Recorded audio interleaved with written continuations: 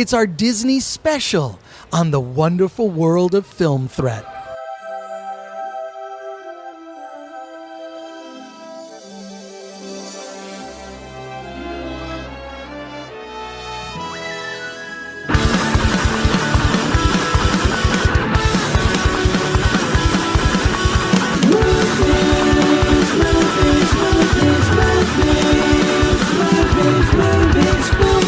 Welcome to the Film Threat Podcast. I am Chris Gore, sometimes known as That Chris Gore. A couple of quick plugs before we get into our show. This week, Friday, July 21st, the Film Threat Podcast will be live at San Diego Comic-Con at the San Diego Central Library at 2 p.m. Please show up. It's going to be a blast. I'll also be doing another panel called Star Wars Dysfunctional Skywalker Family. That's at 7 p.m. in room 7AB, also at San Diego Comic-Con. And the week after, July 29th through 30th, there'll be a very special episode of the Film Threat Podcast at Politicon. Politicon is kind of like Comic-Con for political nerds. We'll be presenting a special episode called All the President's Movies.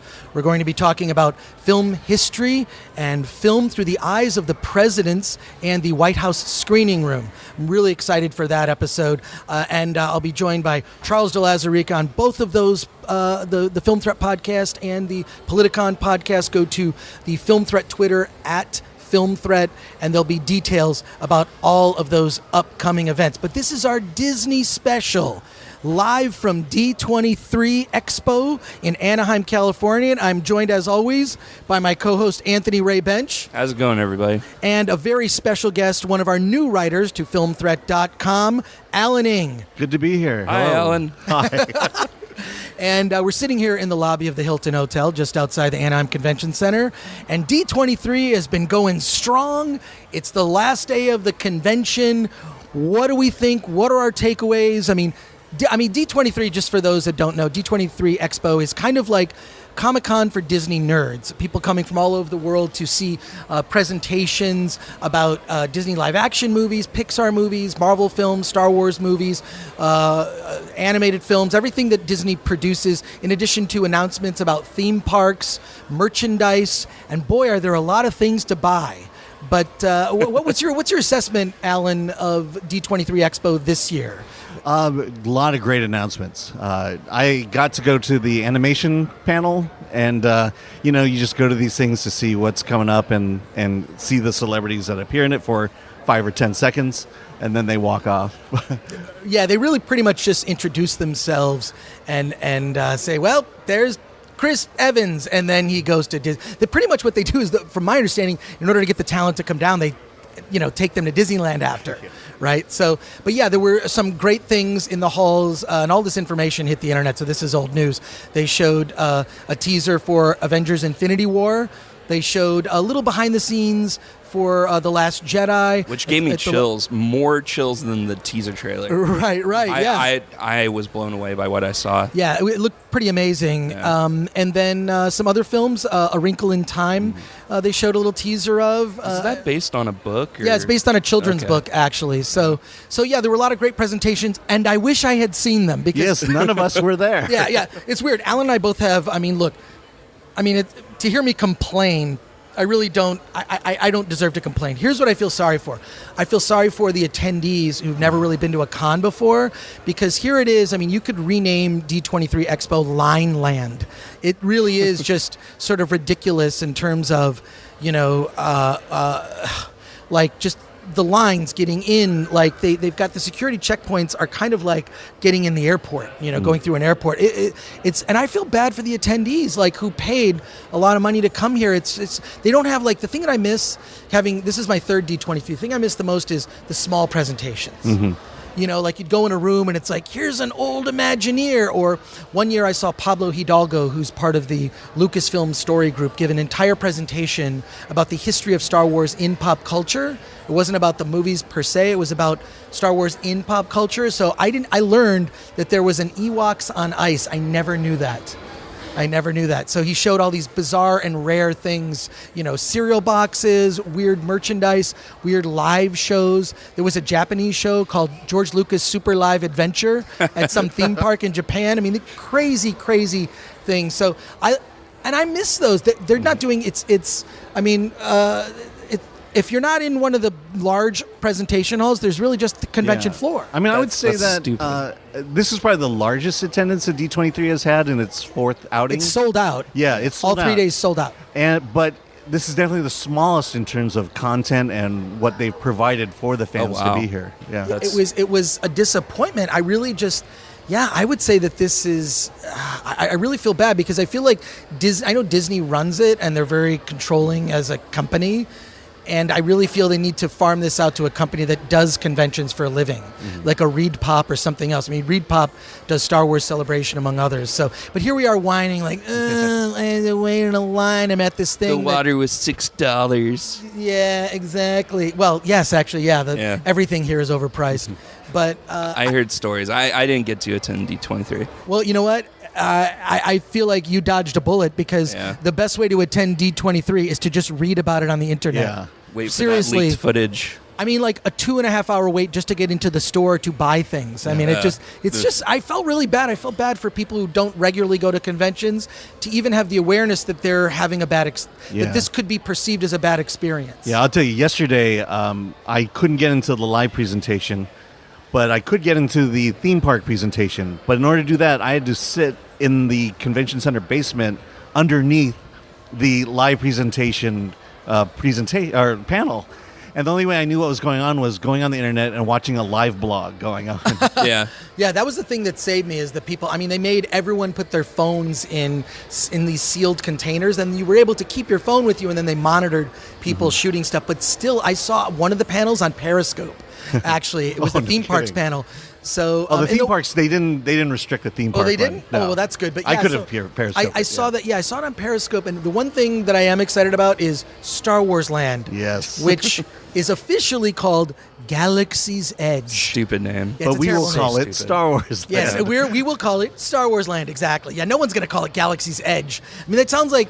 It's weird because I looked up Galaxy's Edge, and it's like the other thing. It'll search for the Samsung Galaxy, which is ridiculous. You know what it sounds like? It sounds like a young adult book from like the 90s. Yes, exactly. Star Wars Galaxy's Edge. Yes, we're the grandson of Darth Vader. Join Jason and Jaina Solo. Yeah, exactly. On an adventure. Well, what was interesting was I actually spent some time talking to one of the guys there because they had this full-size model of the Star Wars land. What's interesting about it is it's, at least from what I heard, not a separate admission. You go to Disneyland and there are 3 separate entrances to the Star Wars land, and it's behind a wall.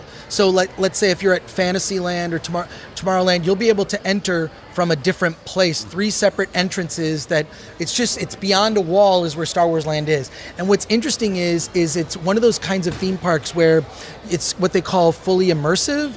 So for example, like if it's someone who's selling you water, there'll be an alien dressed in an alien costume selling you water and snacks and food. There'll be Jedi patrolling. There'll be droid units all over the place. It's kind of like the Harry Potter land where the people who are in service jobs actually stay in character. Oh, that's neat. So that's kind of cool. One of the impressions they gave during the panel was it's kind of like a choose your own adventure where things you do on one ride might affect an outcome of something you buy at a store somewhere or something that's offered to you somewhere else in Star Wars Land. And there's even I guess some kind of battles that'll take place between the New Order and... Can I go around killing younglings? Yeah, Is that acceptable? Yeah. Well, yeah. So I don't know how all that's going to work. And I guess at the hotel, they announced a hotel, which I believe will be at Walt Disney World. Yes.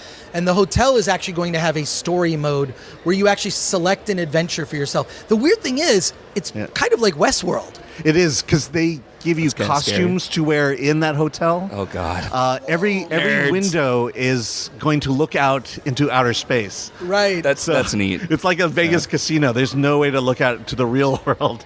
I love that. I mean, that sounds like a very overpriced vacation that I would actually consider going on. Yeah. But yeah, so what else did we see at D23 before we get into the aspects of our special? Well, like I said, I did get into the animation panel, and it's one of those where they talk about what's coming out, about future projects, and then they bring out the stars of those. They brought out The Incredibles. Oh, that's neat. Yeah, and Sam Oh, Jackson that's basically sweet. said two things, Oh, and then why? they whisked him off the stage. Was Wonder it how much- mother and fucker? Yeah. But I don't know. I mean, I guess for the kind of panels, I feel like these are the sort of base level kind of panels. They don't really interview any of the talent. They just say how excited they are, and then they pretty much exit the stage. But people in the room are just excited that they're in the same place as Chris Hemsworth or Robert Downey Jr. I guess that's the appeal. But at San Diego Comic-Con, they get a little deeper into it. I mean, I still feel like a lot of things are planned out, like that Josh Brolin moment where they brought out, like, you know, he said Drax ain't shit. That was widely reported on the internet. I didn't catch that. It was they brought out like all of the cast. I mean, it's basically all the Marvel. B cast, The Avengers Infinity War is going to be every Marvel character that's been in the cinematic universe will play a part because they'll all be affected by it, which I think that's the thing I'm actually most excited about. I mean, Last Jedi I'm excited about, but I saw the first two Star Wars movies, the new ones by Disney, and I'm tempering my enthusiasm, right? I've been waiting to see Luke Skywalker since 1983 make an appearance in a movie that could be considered canon in Star Wars lore. So I don't know. My hopes are just kind of but like what Marvel has done in this 10 years is remarkable. It's like the achievement of doing the Harry Potter movies with the same cast at such a young age, and they completed all 8 of those films based on the 7 books. I think it really is like not to be repeated in cinematic history. I think once they do the part 2 of Avengers Infinity War, that's just a cap on an achievement. And my understanding is they've shot Stan Lee's scenes for the Infinity War movies, which I'm very excited about. Good. Because no CG Stanley. I'm so like I just feel like he's like a hero of mine, Yeah. like just from when I was a kid. It's And, going to be like, heartbreaking when and you I lose just, him. yeah, I like the day he passes away is just going to be, I'll lose it, you know. And recently Stan Lee's wife passed away, and yet he was here. I saw him, and they do a parade twice a day on the floor of D23 where they have like some of the stars, like they had Mark Hamill and Stan Lee in this parade, and I just really felt for him. I mean, he's putting on a good face to the public, but you know, Stan Lee's a legend and an icon to me, and really influenced my childhood reading comic books as a kid. I mean, Oh yeah, I was a Marvel kid from the very beginning, and you know, I could disparage DC, but I'm not. But Stan Lee was, you know, he was right there. You know, every single character. yeah, look, I mean, Fantastic Four was my gateway comic, and then I've got a copy of the Origins of Marvel Comics and the Son of Origins of Marvel Comics, both signed by Stan Lee, and those were reprints because, I mean, I couldn't even buy those books. That was before my time. It was, you'd have to read all those stories in reprint. I mean, I think he was pretty much gone by the time we started reading those comics. Right. But his footprint was there. Definitely. Oh my God. Yeah, he set the template, and he created all those characters in the 60s that are now, you know, in the Marvel movies. And Yeah. I'm so glad that they got Spider-Man back, even though Anthony did not like Spider-Man Homecoming as much as I did. Yeah. Yeah, I know. Yeah. You're going to get some shit for that, I think. Oh, I will. Yeah. Fortunately, it's not his review on the website. So. Yeah. But as disappointing as D23 is for me, and it's really just because I feel like they dropped the ball on panels and presentations and just organization. Still, just what they've shown is pretty impressive. I just wish because I feel like San Diego Comic-Con still has, as large as San Diego Comic-Con has become, and we're all going to be there, you know, this week, right? Like, Yep. We're all going to be at San Diego Comic-Con. As much as San Diego Comic-Con has grown, and yes, there are people, it's become big in the studios that they're doing presentations, and Hall H is a huge nightmare and whatnot, like, they still do small panels. There's still, you can go as a first-time attendee of San Diego Comic-Con. If you can't get into Hall H, you can go to a panel about how to sell my comic, how to sell your comic book, how to actually write for comics, how to illustrate for comics. There are portfolio reviews at many of the companies, right? And those panels you mentioned are great. Those panels, they're amazing. There are panels they're about so insightful. There are panels and about educational. filmmaking, panels about podcasts. San Diego Comic-Con, as large as it's become, has never lost the sense of community, and I think some other organizations I kind of feel have. So I don't want to name any, but I feel that's why San Diego Comic-Con will always be a must-stop for me, no matter how inconvenient it is, because at the heart of it, it's a volunteer organization by people who really care, and D23 is A major corporation. although, look, I have friends who work for Disney. I do have to give them props because, they're very good when it comes to ensuring the partners of LGBT community. They're very forward thinking and progressive as a company. So I still, as corporations go, I think Disney has good core values.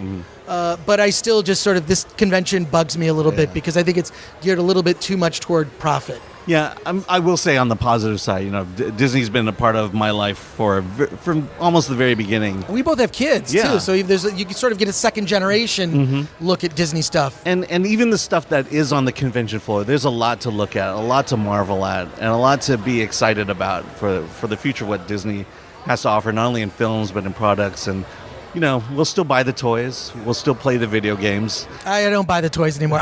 I'm more about just seeing the movies. That's the stuff I care about. Well, I have a child. I have a 9-year-old, so you will be buying toys. Yeah. We've already got the Rocket Raccoon jacket all planned out for Halloween. Oh, that's nice. Great. That's great. Well, let's get into our. Yes, you know what? We went a little longer on this D23 stuff, so my apologies to our audience. But now let's get into the Disney special Film Threat episode. We're gonna sort of go round robin and rapid fire on a bunch of different topics. But Anthony, why don't you kick it off? First up, we're talking about Disney butts, apparently. Okay, yeah, no, I made you add this to the list because Alan didn't know about this. Okay, Disney I don't butts. know anything about this. Okay, so I know this from speaking with people who work in animation, and Walt Disney was obsessed with butts.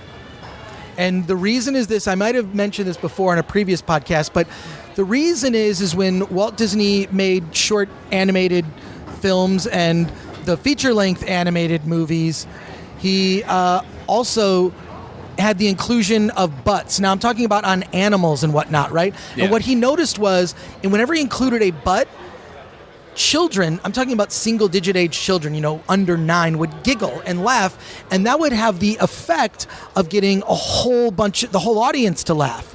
So if he just included a butt joke, which was like a cute, like Thumper bending over, and then his butt kind of comes up, or a butt popping up, children would laugh, which would get the entire audience laughing, and he would get more laughs in his animated shorts and features.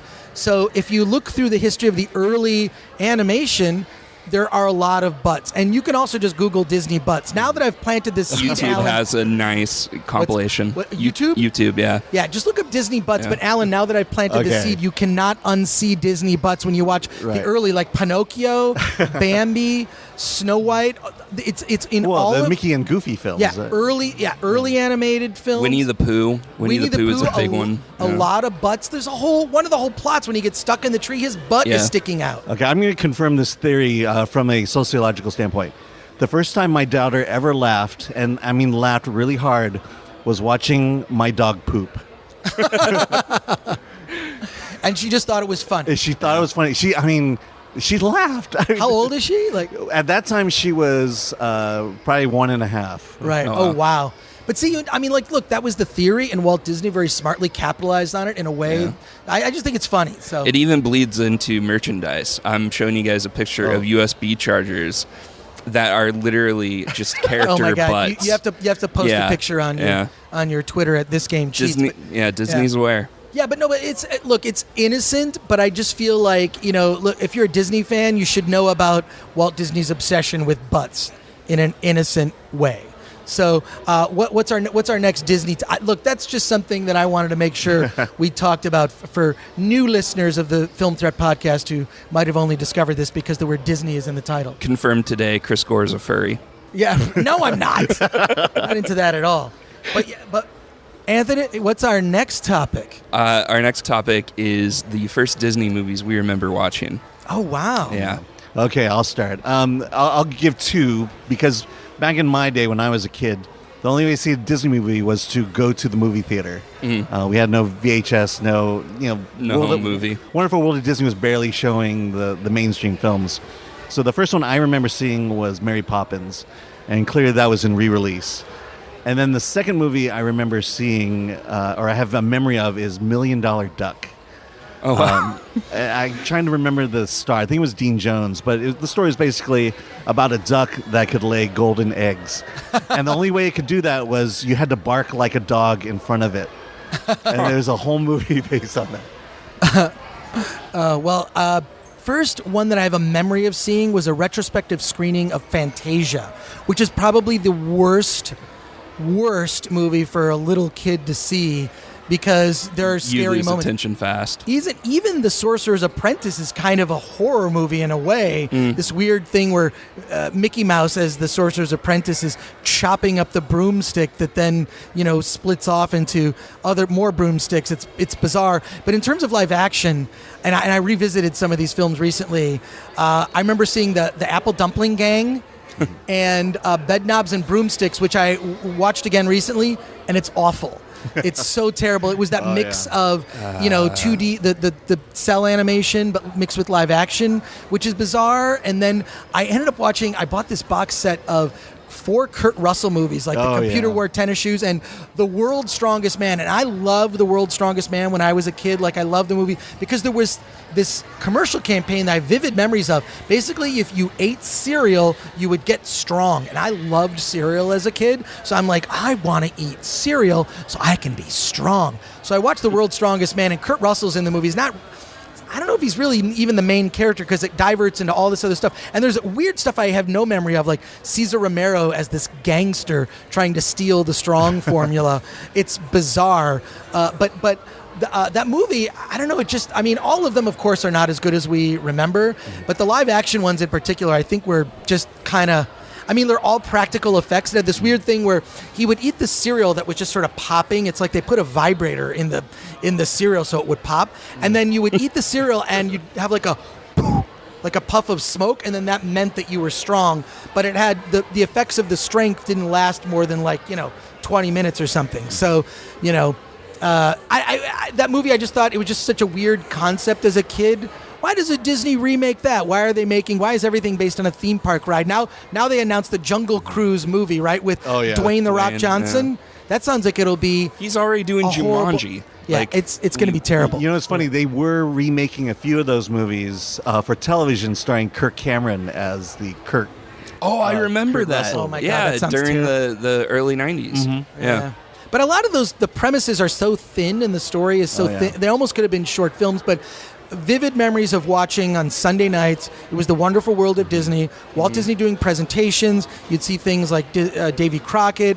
Made me want to go to Disneyland, of course, because there's always... basically it was a 1-hour special that was a commercial for all things Disney, and then they'd show cartoons and whatnot. So the Wonderful World of Disney and Walt Disney presenting that. I love watching old clips on YouTube from that, and you can actually buy box sets on DVD of old episodes or footage from that stuff. What about you, Anthony? The first movie I vaguely remember seeing is... We're in the middle. We gotta mention we're in the middle of a lobby, and this is the last day of D23, and it is loud. There's babies crying. There's people taking mountains of things back to their cars. It's so apologies for... We're going to speak loudly into the mic. But Anthony, what's your first memory? I vaguely remember. I remember more so the McDonald's commercials and the McDonald's toys, but Oliver and Company. I was 2 years old when that movie came out. That's the first Disney memory I think I have. As far as live action goes, I believe it. Every time something would pop up on TV that wasn't cartoon, I would just turn it. I didn't have the attention span for so you live didn't like live action. It's weird. Like for me, that's a really interesting... When Saturday morning, this is Alan, perhaps you remember. Let us take you back to another time. No internet. No cable. No VHS. No recording device of any kind. Although, what's weird is, this is what a weird kid I was. I would record episodes of television shows on a cassette. On cassette. Yeah. I did that too. I had cassette recorded. I cassette recorded the movie King Kong. I cassette recorded episodes of Star Trek.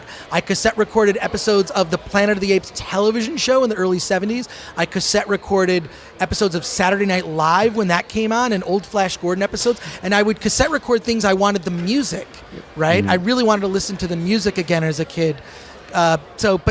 Okay, so here's the thing.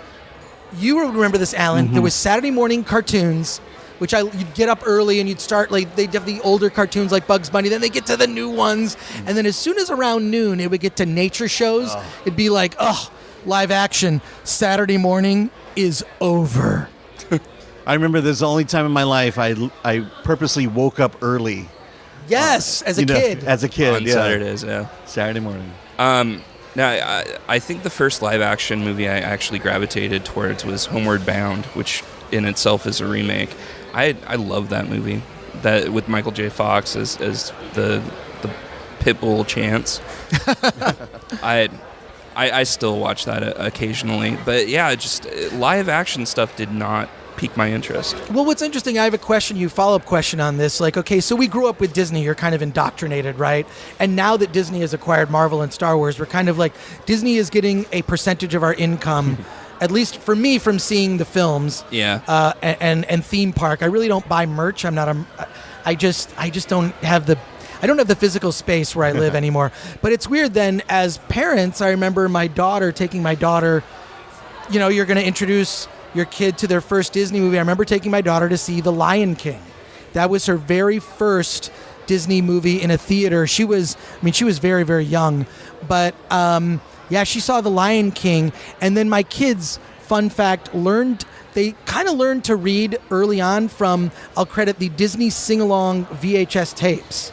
So you put in these VHS tapes. Oh, I loved those. Okay. Yes, you love. There are these things with the follow the bouncing ball. Yep. So it just got them to recognize that words are associated with certain sounds, and I gotta say, like, it helped them in when you read your kids' books. That sing along bouncing ball actually like made them recognize words. But Alan, what was your daughter's first Disney movie that you introduced her to? Yeah, the first Disney movie was Tangled. Oh wow! I mean, she was just old enough that we felt like, all right, we can bring her to a movie theater and she'll sit there for the duration of a film. So Tangled was the first, and then the next big one obviously is Frozen, which every girl has seen and loves. Yep. But what's different nowadays is she now learns the song because we can download these movies on iPads. And then when we go on long trips, she'll just watch the movie over and over again and learn the songs just through repetition of seeing that film. And she will get more indoctrinated as a Disney consumer when she becomes older, as we have as well. One of us. In our family. Yeah, exactly. But it really is just. I mean, there's so much sort of diversity with sort of the Disney entertainment universe that it sort of follows them through certain stages of life. Mm-hmm. What's interesting is seeing sort of the concept of a princess being retired. Meaning that, like, because if you look at, like, what princesses were really impressing upon girls is you need to get married.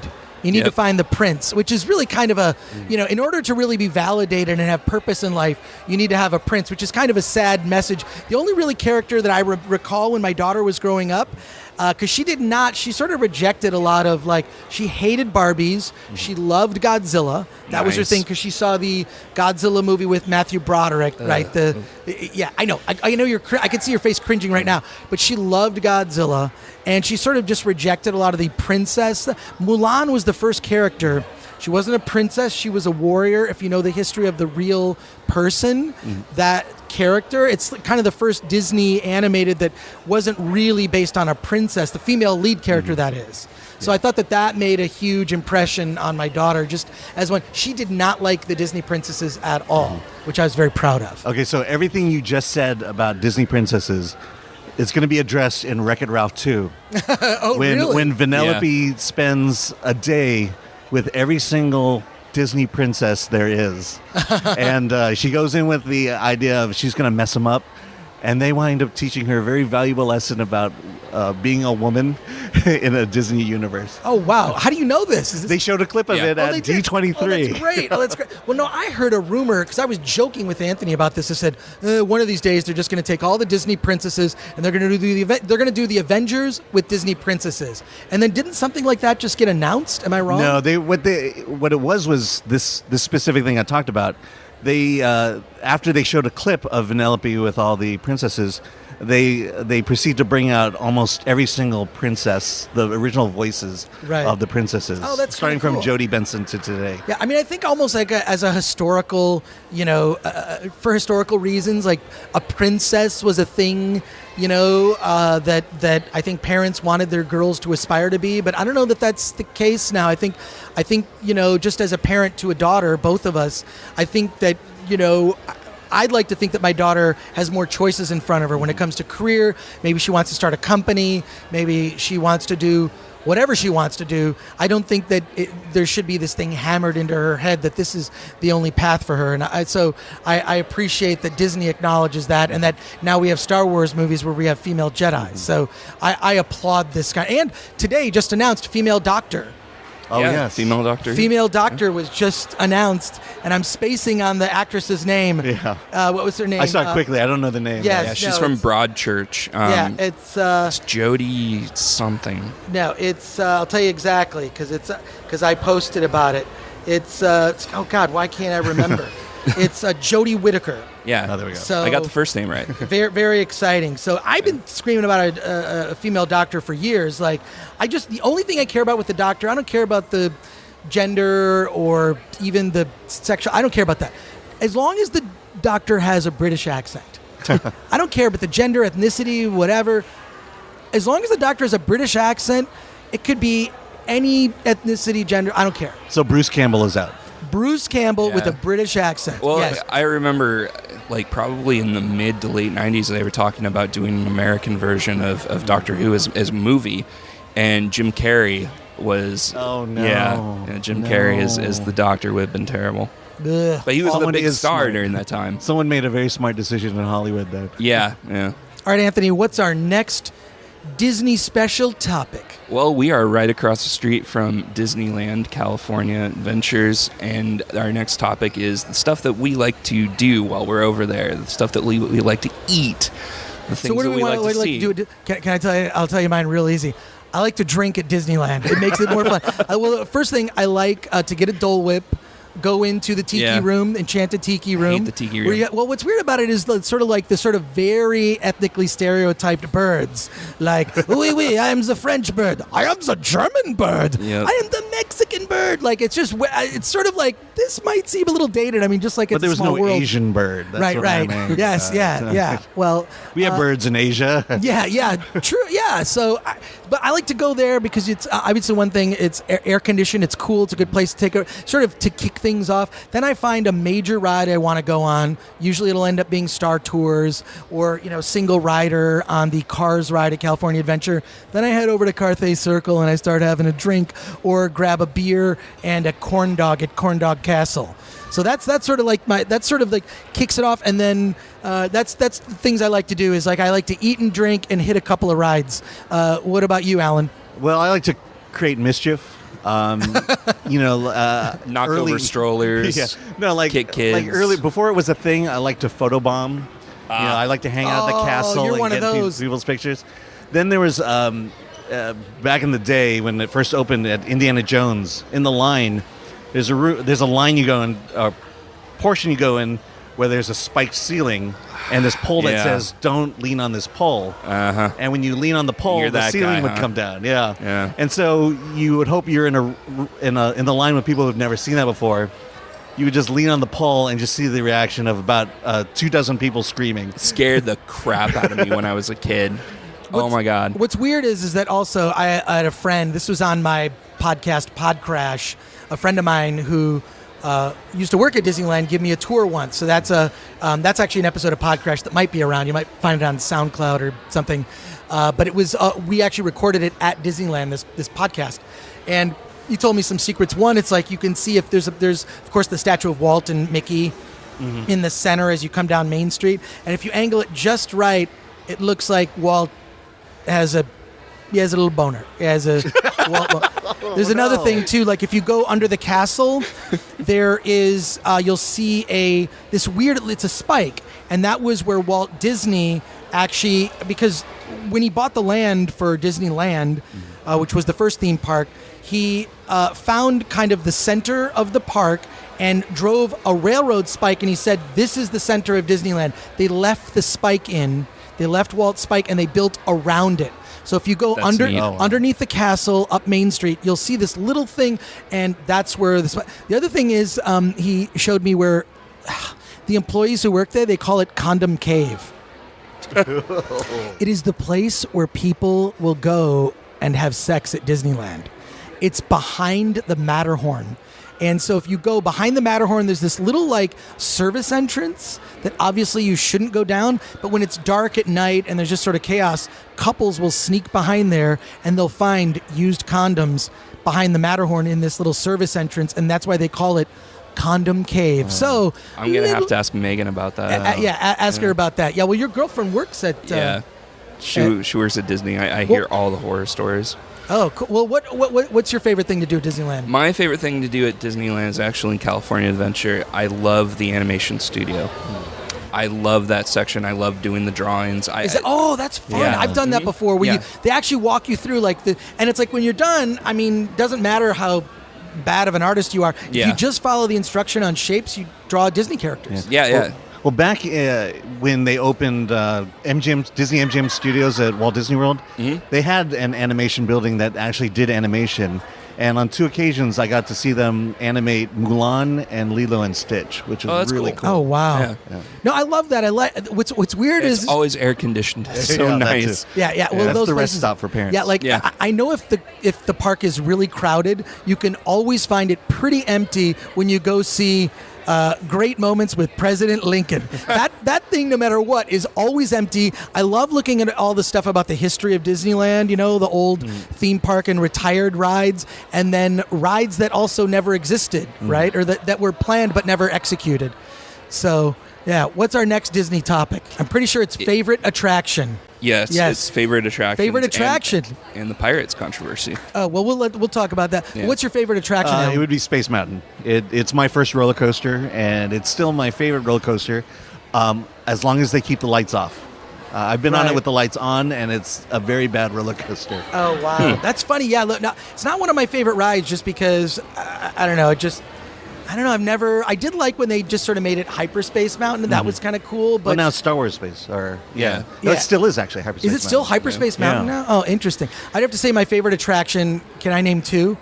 Yeah, why not? Disneyland, it's Pirates of the Caribbean, bar none. It was one of the first attractions I remember going on as a little kid. First time I went to Disney World, I was 12, went with my dad and family then, and Pirates of the Caribbean blew my mind because there's that part where you're in the boat and you go and it just sort of opens up into this giant space where it's twilight and you can't see the horizon, and there's a boat and there's a battle with the fort and the boat and you're underneath it, and it blew my mind, like, oh my God, how does this fit in this small as a kid I was blown away at just a detail and the skyline, and there's like little shooting stars, Pirates for Disneyland is my favorite. And for California Adventure, I know you guys are going to make fun of me. Soarin' Over California, which recently changed to Soarin' Over the World. There's something about the smells, the sounds. It's a ride that will definitely give you stomach flips, but you're just sitting in a chair. I love that ride, and the music is great. I love the feeling of your feet hanging off into nothing. Yeah. It's incredible. That ride, it's just it's a weird sense. It's almost like going to a spa, but you're on a roller coaster. It's a weird sort of combination of different things. But so what's it's favorites? Do you have a favorite for California Adventure? Oh, favorite? Gosh, I was thinking the whole thing, but they changed so much of that. Now it's going to be Marvel Land, right? Did you get some information about the Marvel Land? Well, all they said was that Spider-Man and the Avengers are coming to California Adventure in some kind of a ride. They didn't say in what capacity. No, and do you think they're just going to theme some of the other rides like they did with Tower of Terror, and they changed that, and there was a big controversy behind that, and they made it Guardians of the Galaxy Breakout or whatever?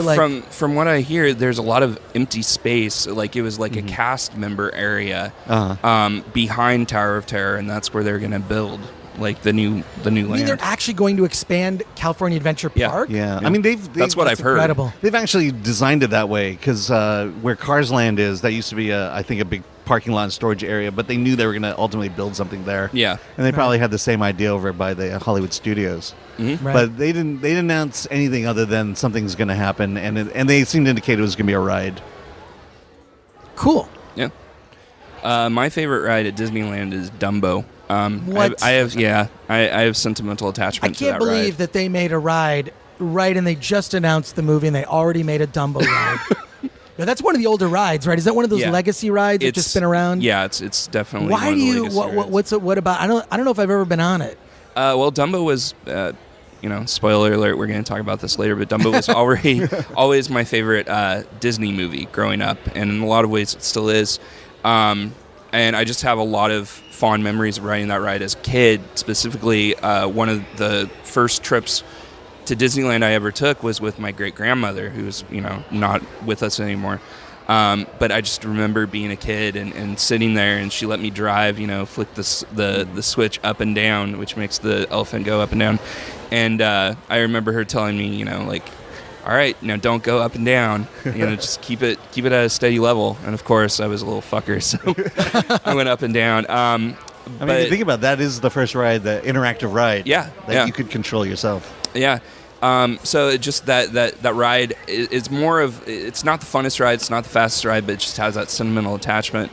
But I think that's fair. Yeah. We have sentimental attachment to things that are really stupid, all of us, and I think that's yours. ow. Look, You dick. I like the movie The Black Hole. It's a terrible movie, but it's Yeah. like, and a lot of people have fond memories of Tron. Tron is the original Tron. I actually really love. So, but look, we all have those from when we were a kid. I think what's so funny I think it was Charles de Lazarica actually, who's been a infrequent guest on the podcast, and he's been on some of our live shows. He actually said that he won't watch some of these older movies he watched as a kid because he wants to retain the memory of them as he remembered them rather than seeing them now with all the, he would notice all of their flaws. And I told him, I said, you should start a column on Film Threat where you review movies that you saw as a kid only based on your memory. You can't rewatch the movie, which I think was an interesting thing because my memory of so many of these things is much better than the actual thing is. Just as a frequent watcher of whatever it was, TV shows, movies as a kid, I almost wish I could just not experience them now because every time I do, it's just a sense of disappointment. I think that'd be an interesting column to put on Film Threat, reviews of movies that just based on your memory and you haven't watched it in 30 years or something. So let me ask you this. Did you see Song of the South as a child? Yeah. I saw it. Well, yeah, I think I did too. I don't know, they did a lot of, in the 70s when I grew up, they did a lot of retrospective screenings.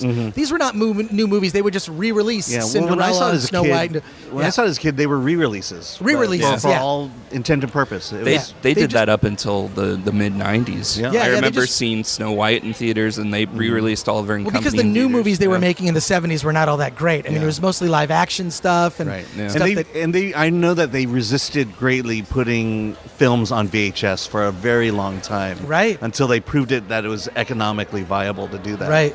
Yeah, because they thought people wouldn't go see those. They wouldn't. I mean, now we're just rebuying. I mean, when you think of now you can buy them this, then you can buy them. You can buy them as VHS in the clamshell box. Yeah. Then you can buy them on standard def DVD, then Blu-ray, and then Diamond digital edition. Yeah, Diamond Walt edition, Disney signature steel edition. case. Yeah. Yeah, I steel believe. case. And now the thing is this: they want you to rebuy them on digital in 4K. Just wait till 8K comes. I'm not. Yeah. This is all coming. No. This I is mean, all, I thought Blu-ray was going to be the last of it. Oh my God, it's not. It's all 4K know. stuff. So I don't know. What's now? Let's tell us about this Pirates controversy, Anthony. So apparently they are reformatting the ride to take out the winch auction. Now I thought for a second you said winch, which would be you mean wench? Yeah, wench, like wench. a female wench. WENCH. Yes, which is what's a Yes. wench? It's a prostitute. All right. Yes. Well, yes, I know that, but I just Then why did you ask, Chris? it's sort of the pirates a wench. Yeah. It's a classic term for a prostitute, but it's so they're taking it out and replacing it with what? From what I hear, and you might be able to shed some more light on this, Alan. I don't know if they talked about it, but from what I hear, they're going to make the redhead winch, which we wants the redhead, we wants the redhead.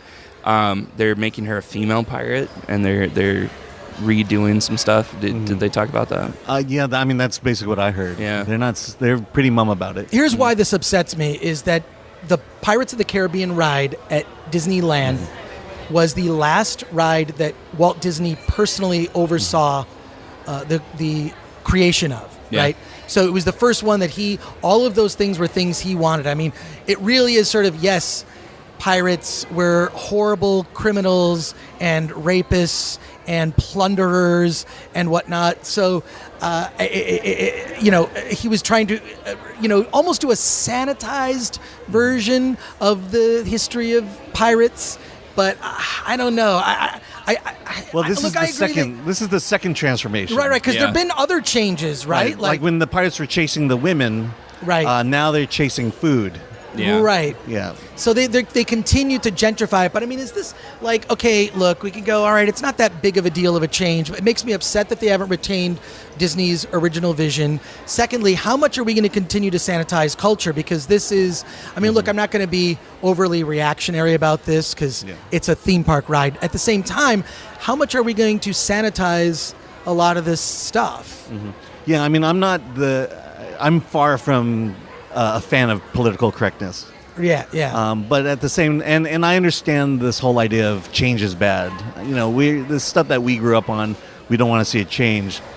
But at the same time, I have a daughter, and I'm not as concerned about her seeing a scene of human trafficking at Disneyland. Yeah. But it's kind of like I don't necessarily feel like this is the one I want to hang my head on, or this is the issue that what is it? I don't want my, it's like not something I need to tell my daughter. Well, in the old days, you don't want your daughter dressing as a wench for Halloween. You'd rather have her dressing as a female pirate. Yes, Yeah. or Rocket I mean, Raccoon. look, yeah. I think some change is good, and I don't know. At least at least we know there'll be videos on YouTube of the original ride. In fact, they're all of the original ride, but even before some of those other changes you talked about. Those videos exist. Inner space. Yeah. Well, I think that's it for our Disney special. Were there other topics on that list, Anthony? There were. I don't remember. There are other topics? Yes. There were. Wow, I think we've sort of hit. Okay, The last two topics are our least favorite Disney films and our favorite Disney film. Okay, your least favorite and most favorite. Oh. Least favorite, most favorite Disney films. Gosh, to say least favorite is like picking the worst of your horrible children. Right. There's a lot of bad movies that Walt Disney produced. Yeah. He's like the Roger Corman of family films. Well, I think during certain eras, there were certain areas sort of definitely a golden 60s. age, and then there's other stuff not so great. But what's your best and worst Disney of the ones movie? I've seen? I think the worst is Treasure Planet. Really? Oh God, yeah. Yeah, As an animated, I saw that. Yeah. Yeah. A lot of people love that. I haven't seen it, but Yeah, I know a lot of people my age love it. I mean, I think it was a technological advancement in terms of combining computers and hand-drawn animation. Yeah. But the story was just mediocre. I mean, that's probably the best I can say about bad Disney films. They're not necessarily bad, but they're mediocre to the point that you just don't care about it. And Did you ever see Home on the Range? No. Yeah, no. with Cuba Gooding Jr. Yeah. I never saw Brother Bear either. Brother Bear's pretty decent. Yeah. What's your favorite? Okay, my favorite. Well, I think the perfect movie of the Disney canon is Beauty and the Beast. I think it's That's a good one. Yeah, it's hand drawn. It's classic. It's a classic tale. Even the small parts are really good parts. And Howard Ashman and Alan Menken. I mean, that's you don't get better in terms of movie scores and musical composing than those two. We found that out in March. Yeah. Anthony, what about you? Favorite and least favorite? Favorite has got to be Dumbo. Yeah, we and- know. You told us. You like the ride too, yeah. Well, you asked me again. What's your least favorite? Least favorite? You know what? I remember seeing Pocahontas in theater and just tuning out even as a kid. I thought it was so boring and so lame. But Home on the Range would probably be my least favorite. That's just a terrible movie. It's terrible. It